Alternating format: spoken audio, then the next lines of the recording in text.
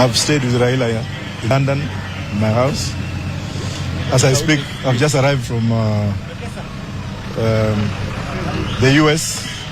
I left the US, and when I reached there, I learned that he had died and I had to take another flight back home.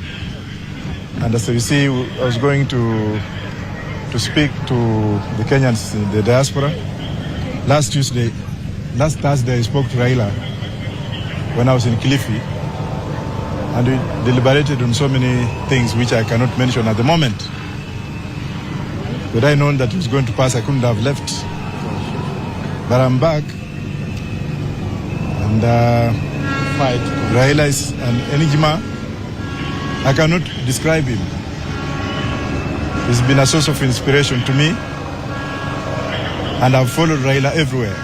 Remember, during the last elections, people are saying that, oh, Raila had bought me. I said, no, cannot be bought. I've known Raila for years, many years. I've known his father, whom I used to be a food tester in England, eating before. If I had eaten and died, then it would have been. So if I can go to that level of eating poison on behalf of somebody, just to ascertain whether that food is commingled with bad objects. So that shows you how close I am to this family. And I know we are all going to die. So what I'm telling the world is we should know that our final destination is that. So he's left me as an orphan. I was holding on him. I was learning from him. Everything that you see about me is from Raila and Raila's father. I don't know how you're going to feel in that gap. Raila's shoes are too big to fill. And I cannot even move near there because they are big shoes. We pray that whatever he stood for, we shall continue with this legacy. Questions? In your list of memories, what stands out for you? He's a man of honesty, he has integrity, and he loves his enemies.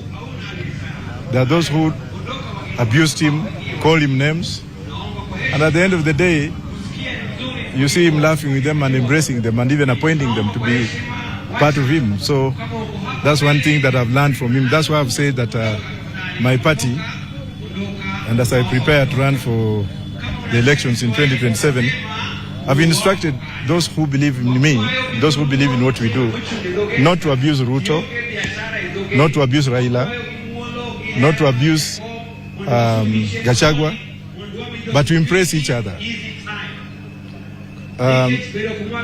We need some kind of talk to Kenyans. We don't need to abuse each other. We need to tell Kenyans what we can do for them.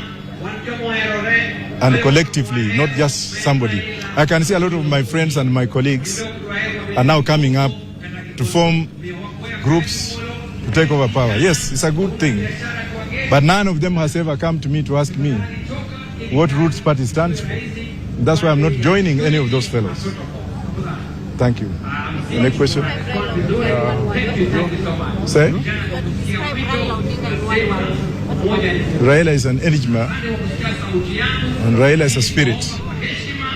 And Raila is one person who can climb a mountain without looking at it.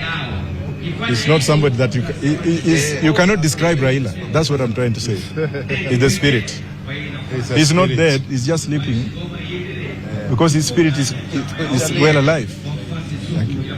You say that do you think the death of Raila is going to change in any way the 2027 general elections outlook? We don't need to speak about general elections now. Let's speak about burying the enigma, then we shall talk about any other thing. He's my friend. Yeah, I lived with him in London. He's a man who loved laughter. And he's a man who never got annoyed. But when he looked at you, then you could just get a message and retreat in your system. He's a good man.